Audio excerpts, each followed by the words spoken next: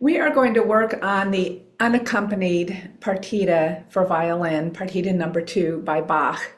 I'm using the Allemande edition, published by International Music Company. You will find different bowings and fingerings in the different publications. So I'm going to pretty much use what is in here. There are some pencil markings that I put in myself, or my teacher did years ago. So we are in the key of D minor, and we have 8th notes, 16th notes, and some 32nd notes. It's not fast. The tempo shouldn't be frantic sounding. It should be peaceful and beautiful. I recommend the recording by Hilary Hahn of this partita. I'm going to play this under tempo and stop here and there just to give some tips. So starting out, I'm going to make sure that my second finger in 3rd position on the G string is matching my open D. I'll play them together to check.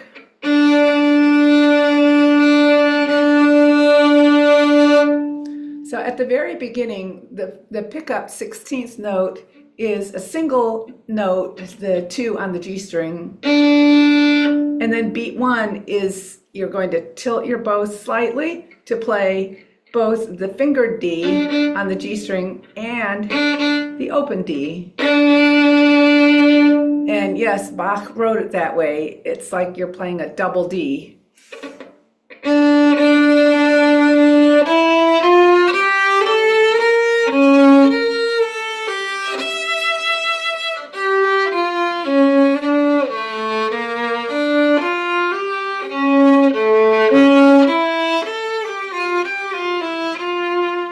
So let's stop there. There are intonation challenges in this, and you're going to need to listen very carefully. You can listen to Hilary Hahn's recording. You can also check your notes on the piano. So for example, in measure 2,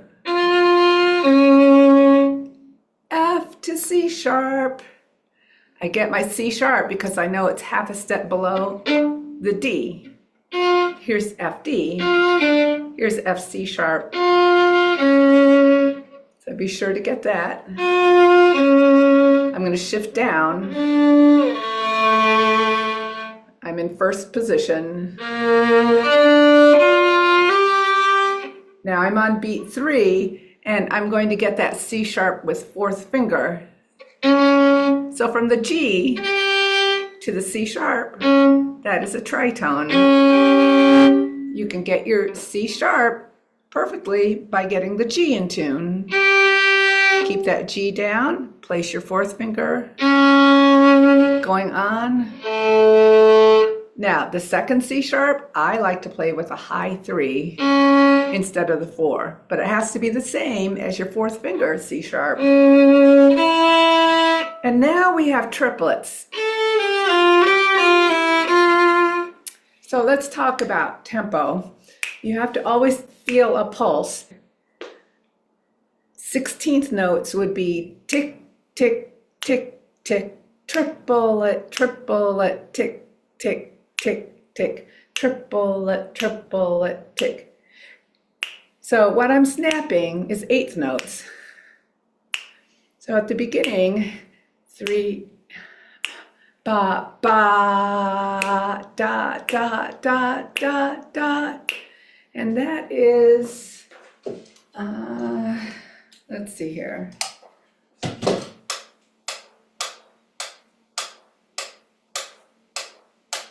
Okay, that is at 104.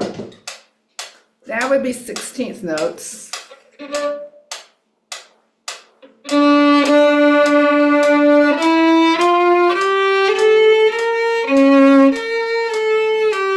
Okay, 104, 16th notes. Let's have that to 52.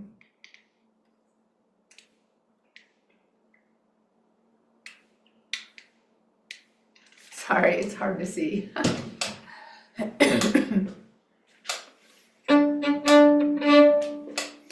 This would be eighth notes.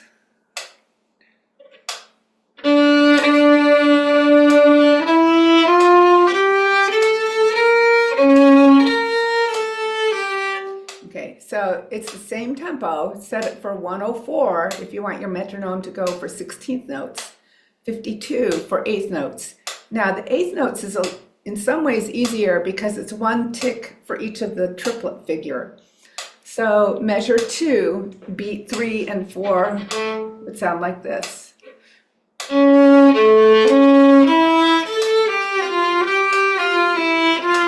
me do that again.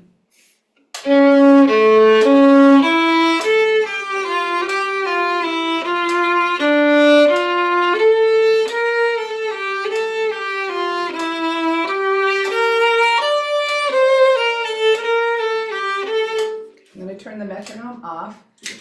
So I'm going to keep going in this video without the metronome. So at home when you're practicing, practice both with and without the metronome. You're unsure of your notes, go ahead and ditch the metronome, and you can like search for your notes and just dig into every little detail. Once you think you have your notes, well, put the metronome on and see if you are keeping a steady pulse.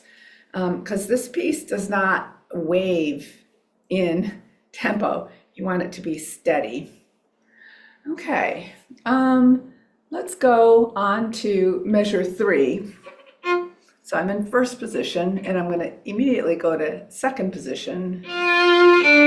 Second position. Notice that when I shifted, my thumb went up too.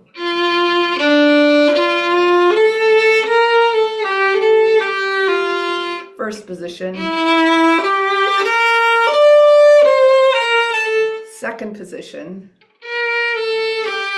So that one's a little hard because you're going from an open string, open A, and then you just need to find where that B flat is. I find it by knowing that my first finger is on an F and the interval to the B flat is a perfect fourth. Going on. There we go. Going on. Measure 4.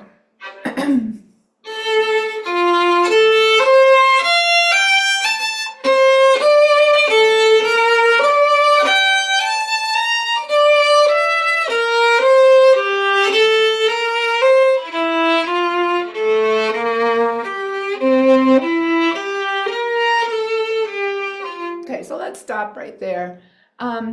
In measure 5, yeah, so that's a little difficult. E with fourth finger, 2, B flat. That is an augmented fourth. Work on it to get it in tune. Make sure your E is high enough, your B flat's low enough in tune.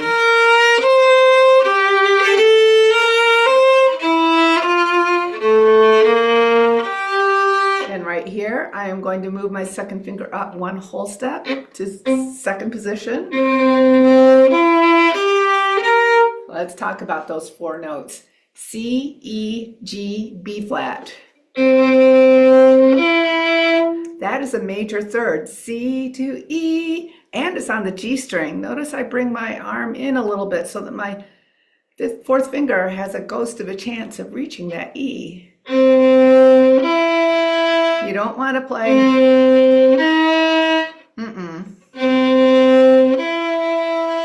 I'm in a little bit. Now I'm using the same fingers on the D string. However, G to B flat is a minor third, so the distance is different. The C and the G, they're directly across the string from each other, but the E and the B flat are not. The E is up, the B flat is down a little bit. So that will require some practice. So I'm on measure 6. So open A to third position.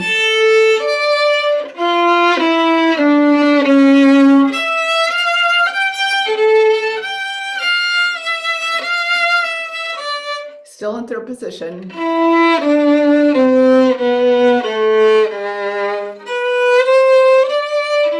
Okay, let's talk about that. So this is measure 7. And then the bow goes all the way with a raise of the arm to the G string, third position. Get the E in tune. Shift down. 1, 1. All right, you're going to keep that G sharp there for a split second to help you find the next note, which is B. It's over here. If the second finger were on the G string, like directly across, it would be a half step. So physically, it feels like a half step, 1 to 2, except the 2 is on the A string. So it's a little tricky to get that in tune. With practice, you can do it. So we were playing the note B. Here's B flat, B. That you normally play with 1, we're playing it with 2. And then we're going to slide 2 up for the note C. And fourth beat of measure 7 is a regular 1 position. Going on.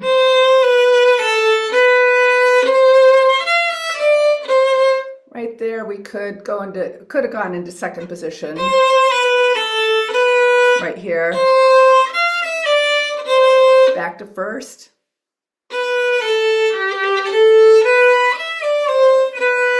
Use the fourth finger here. Now, going on, we are in measure 9. In my book, it's printed beats 3 and 4 all slurred. I'm taking a very slow tempo. I also have in my book penciled 4 16th notes slurred. 4 16th notes slurred. I'm going to slur 4 16th notes instead of 8 16th notes.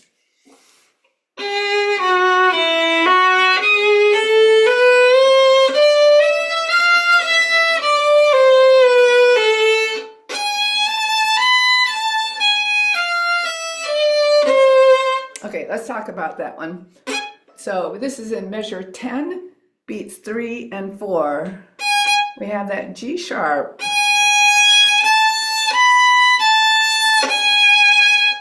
I just realized I played an F natural, but it's not an F natural. Sorry about that. F sharp. Now after the open E, we're going to move that first finger up and plop down 2 for second position. Remember, your first finger is like the anchor for your positions. Always know where your first finger is, and then you can put down whatever finger you need for the new position. Okay. I'm in second position. First position. Still first.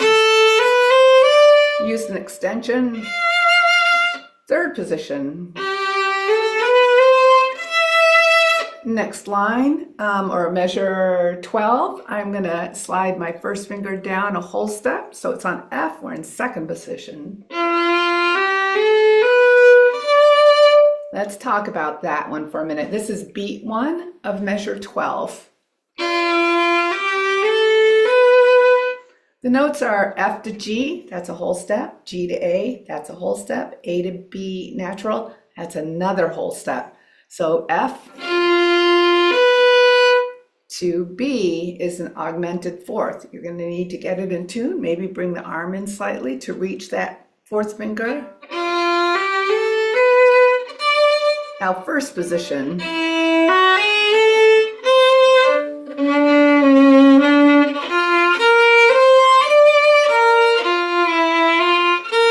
Second position. First position.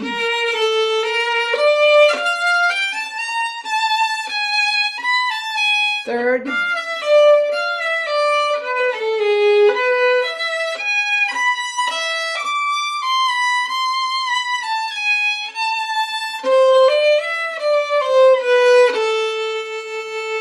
So in that triplet passage, oh, I think I missed a shift that's marked in here. Measure 15.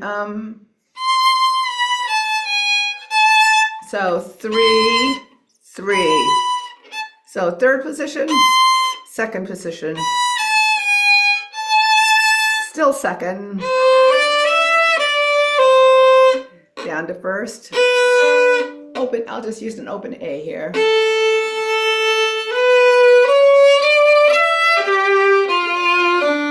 I'm going to split the bowing.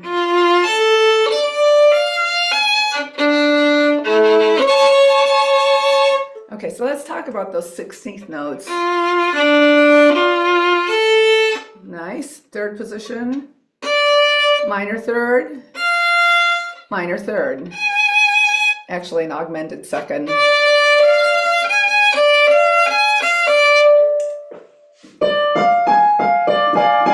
That's a, sounds like it's a diminished triad. Open D. Now you're going to play the fifth and the minor sixth. So it's long and I'm playing it at a short tempo, so it's a little hard to get it long enough. All right, so that is the first section. I've talked about tempo. I've talked about using the metronome, intonation, and some tips on intonation. I've alerted you to the position changes. And again, just in general, I think the overall feel of this piece is peaceful, some joy injected in it. It shouldn't feel frantic or too dramatic. Play it easy. Should you use vibrato? I do use a little vibrato. I don't use like a ton of vibrato. We are in the Baroque period, not in the Romantic period. So you can go pretty easy on the vibrato. Strive for accuracy in rhythm, use your metronome, and accuracy in intonation.